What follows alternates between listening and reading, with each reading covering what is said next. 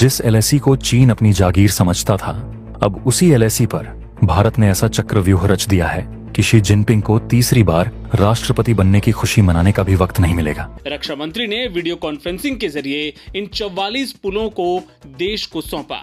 ये पुल कोई साधारण पुल नहीं है, ये भारत की रणनीतिक विजय का प्रतीक है जो सीधे एलएसी तक हमारी सेना की ताकत को पहुंचाता है। एलएसी के करीब गलवान नदी ब्रिज बनकर तैयार हो चुका है।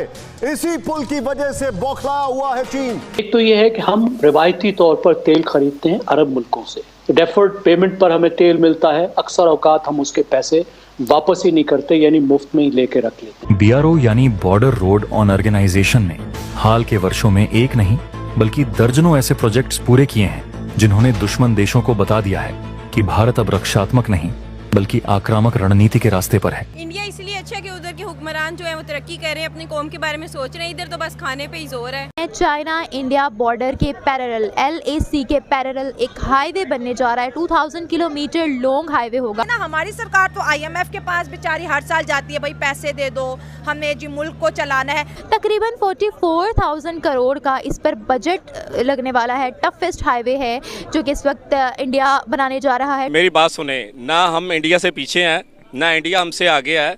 70,000 बंदे मर गए हमने प्रो अमेरिका रहने की वजह से। अरुणाचल प्रदेश में सेला सुरंग जो 13,700 फीट की ऊंचाई पर है, वह भारत की पहली दोहरी लेन वाली टनल है और इसकी मदद से अब तवांग तक हमारी सेना कभी भी किसी भी मौसम में पहुंच सकेगी। मुझे एक बुजुर्ग मिले थे, उन्होंने कहा बेटा पाकिस्तान में सिर्फ वही बंदा ईमानदार है जिसको ठगी लगाने का मौका नहीं मिल रहा। एग्जैक्टली। हमारी सलामती का मसला ये है कि टेररिज्म फिर सर उठा रही है और वो खास तौर पर खैबर पख्तूनख्वा में।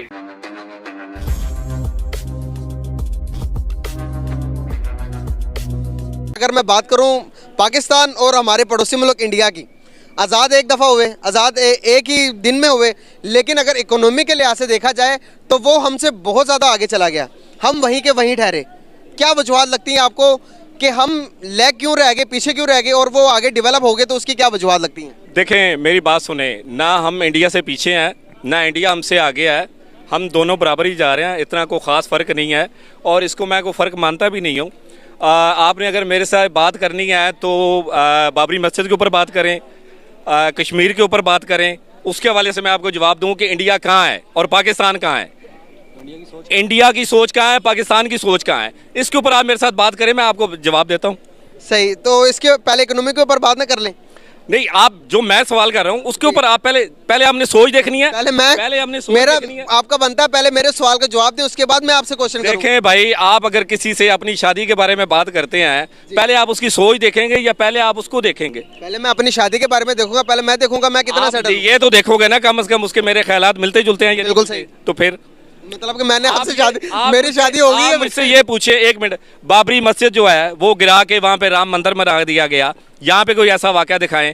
कश्मीर में कश्मीरियों के ऊपर जुल्म ढाए गए, उनके ऊपर आपको 200 दिन का लॉकडाउन जो है वो नज़र नहीं आता, उसके ऊपर बात करें।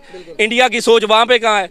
बिल्कुल सही। ये देखें, यार इतना बड़ा अलमिया हमारा, हम सब कुछ मतलब कि माइनॉरिटीज को उनके हकूक भी देकर हर चीज करने के बाद भी हम डेवलप नहीं हो सके, वो डेवलप हो गए। कैसे डेवलप हो गए? कैसे डेवलप?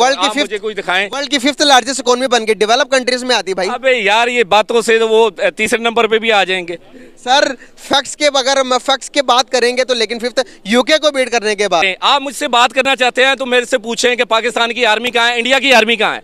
4 गुना आर्मी हमसे बड़ी है इंडिया की, हमारी 1 गुना है, उनकी 4 गुना है। आप मुझसे ये पूछें कि पाकिस्तानी आर्मी उनको मुंह तोड़ जवाब कैसा देती है। 27 फरवरी को पाकिस्तान ने क्या किया था, अभिनंदन के साथ क्या किया था, आप मुझसे इस बारे में बात करें। अभिनंदन को पकड़ा हमने, अभिनंदन को पकड़ा, इसमें कोई दो राय तो है ही नहीं ना भाई। उनका मुल्क कहाँ गया? कहाँ गया? वही तो बता रहा हूँ आपको। अभिनंदन को से मुल्क ने उनको घुटनों पे ला दिया। अभिनंदन वाला जो सीन है वो आपके सामने है। बिल्कुल सही सर। अगर अभिनंदन की बात करते तो इंडिया हमसे एक बात करता हमेशा, 1971 की जंग के अंदर जब बांग्लादेश हमसे अलग हुआ तो हमारे 93,000 सोल्जर्स ने। इंडिया बात करता है ना, इंडिया बात करता है ना, वर्ल्ड तो बात नहीं ना करता। ऐसे तो हम भी कह सकते हैं कि हमने क्या 99 में हमने इंडिया के साथ क्या किया था, आप मुझे ये बताएं। अभी 99 में हमने कारगिल पे इंडिया के साथ क्या किया था सर? अबे कारगिल भाई हमने ले लिया था सर। अब मुशर्रफ का सब आपने बयान नहीं सुना? कारगिल में मुशर्रफ साहब ने कहा कि भाई अगर मैं जंग बंद ना करवाता तो इंडिया तकरीबन अंदर आ गया था। बिल्कुल भी नहीं, ये गलत है। मुशर्रफ ने कहा है कि 99 में मैंने इंडिया की जमीन पर अपना पांव रखा है, ठीक है। उसके बाद नवाज शरीफ का भी आपने बयान नहीं सुना लगता। नवाज शरीफ ने कहा कि अगर मैं जंग बंदी का साइन ना करता तो इंडिया तो तकरीबन अंदर आ गया। बिल्कुल गलत कहता है, बिल्कुल गलत कहता है, एवरीथिंग गलत। सही तो सही क्या है? अच्छा, इसकी एग्जांपल मिलती है 27 फरवरी को एग्जांपल मिलती है। इंडिया आया, हमने उनको क्या किया, एक कौवा मार के हमारा चला गया। अबे भाई हमने तो उनके 2 त्यारे मार गिराए। अभिनंदन पकड़ के बड़ी मूंछों वाला, वो हमने उनको वापस किया। आप किस पाकिस्तान की बात कर रहे हो? ये पाकिस्तान है भाई, यहाँ पे जो आएगा उसको रिटेलियन मिलेगा 27 फरवरी की तरह। लेकिन उसमें बहुत से इश्यूज हैं। एक तो ये है कि हम रिवायती तौर पर तेल खरीदते हैं अरब मुल्कों से, अरब मुल्क मिलती है, डेफर्ड पेमेंट पर हमें तेल मिलता है। अक्सर औकात हम उसके पैसे वापस ही नहीं करते, यानी मुफ्त में ही लेके रख लेते हैं। उधार पर भी मिलता है। फिर पाकिस्तानी लाखों मिलियंस में अरब मुल्कों में काम करते हैं और आधी हमारी रेमिटेंसेस, आधी से ज़्यादा अरब मुल्कों से आती हैं। तकरीबन $15 बिलियन की पिछले साल आई हैं। तो उनको नाराज़ करके हम दुकान नहीं बदल सकते। फिर एक और मसला मगरबी पाबंदियों का है कि रूस से तेल खरीदने पर बहुत से मगरबी पाबंदियाँ आयद हैं। पाकिस्तान उसका काफ़ी ख्याल कर रहा है। पाकिस्तान ने यही कहा है कि हम तेल तो खरीदेंगे, लेकिन इस बात की एहतियात ज़रूर करेंगे कि हम पाबंदियों के जद में ना आएँ। एक जो मस्बत पेशरफ्त पिछले 10 साल में हुई है कि रूस के साथ हमारे ताल्लुकात बतदरीज बेहतर हुए हैं। उसकी एक बहुत बड़ी जो एक फैक्टर था वो अफ़गानिस्तान में पाकिस्तान और रूस की कन्वर्जेंस थी, यानी एक अलाइनमेंट थी अफ़गान पॉलिसी के ऊपर, जिससे पाकिस्तान की फ़ॉरेन पॉलिसी को बहुत तक़वियत मिली। फिर रूस और चीन भी काफ़ी करीब आए हैं और चीन के साथ हमारे करीबी ताल्लुकात हैं, उसका भी फ़ायदा हुआ है। लेकिन अभी तक ये जो गर्मजोशी वापस आई है ताल्लुकात की, इसको हमने ट्रेड में ट्रांसफ़र नहीं किया। रूस से हम कुछ चीज़ें तो ख़रीदते हैं, ख़ास तौर पर ग्रेन्स ख़रीदते हैं, कोल ख़रीदते हैं, अब हम ऑयल ख़रीदना चाहते हैं, लेकिन रूस के अंदर हमने कोई अच्छी एक्सपोर्ट मार्केट अभी तलाश नहीं की। क्या कहते हैं हमारे वज़ीर-ए-आज़म साहब के बेगर्स और no choosers, can't be choosers. तो कहने की बात यह है कि एक वक्त था जबकि आप चूज कर सकते थे, लेकिन अब आप बेग करने के लेवल पे आ गए हैं। तो जब आप बेग करने के लेवल पे आते हैं तो फिर जो देने वाला होता है उसकी मर्जी है कि वो आपके उसके कशकोल में कुछ डाले या ना डाले। बदकिस्मती से पाकिस्तान आज कशकोल लेके रूस के पास जाएगा, कर जाएगा। पहली बात तो ये होगी। इसलिए अब उनकी मर्जी है वो दें या ना दें, या किन टर्म्स पे दें या किन बुनियादों पे दें।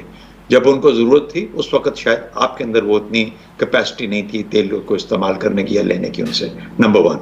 नंबर 2, देखिए जो रूस का जो तेल है उसकी जो जैसे जो टेक्नोलॉजिस्ट हैं वो बेहतर तौर पे समझा सकते हैं कि पाकिस्तान की रिफाइनरीज अरब लाइट के लिए बना दी गई हैं या बनी हैं, या हमारी मशीनरी ऐसी है जो कि उस किस्म का जो क्रूड है जो कि अरब मुल्कों से आता है उसको इस्तेमाल बेहतर तौर पे कर सकती हैं। शायद रूस वाला जो तेल है, जो क्रूड है, वो शायद हमारी रिफाइनरीज शायद ना इस्तेमाल कर सकें। क्या रिफाइंड ऑयल आएगा? तो ये भी एक मसला है। तो हमारे यहाँ जो रिफाइनरीज इस्तेमाल होंगी वो किस तरीके से होंगी। तीसरा, आप अरब मुल्कों को जिस तरह जैगम साहब कहते थे कभी कभार पैसे नहीं देते थे या देते तो डिफर्ड पेमेंट करते थे। तो चौथा, वो पैसे कहाँ से दें? स्विफ्ट कोड तो उन्होंने तो हटा दिया बैंकों को, 1 या 2 बैंक रह गए सिर्फ रूस के, और वो भी बिल्कुल चुना शायद यूरोप के कुछ ममालिक को इजाजत हो कि उनके साथ पेमेंट। हमारे पास तो डॉलर है ही नहीं पेमेंट करने के लिए। चीन तो युआन के थ्रू या किसी और बंदोबस्त के थ्रू रूस से अपने तेल ले सकता है, या भारत का कोई और बंदोबस्त होगा, उनके ऊपर कोई थोड़ी सी नजर हल्की होगी। पाकिस्तान तो बिल्कुल डॉलराइज्ड इकोनॉमी है। IMF के सिर पे बैठे हैं, अमेरिका के सिर पे बैठे हैं, उन लोगों के सिर पे बैठे हैं जो डॉलर्स दे सकते हैं। तो किसी शक्ल में भी मुझे पाकिस्तान की ये बेल मंडे चढ़ती नजर नहीं आती है। और ये सिवाय एक सियासी गेम में कि आप देखिएगा, इससे ज्यादा कोशिश तो इनको कतर के साथ करनी चाहिए कि जाके LNG वहां से लेके आ जाएं, उसमें ज्यादा चांसेस हैं। उधर जाके ज्यादा मेहनत करें। ये रूस की जो एक पॉलिटिकल गिमिक्री है इसको बंद कर दें, कुछ नहीं होने वाला। आप you are not design for it. आप कर ही नहीं सकते, आपके पास एबिलिटी और कैपेसिटी नहीं है।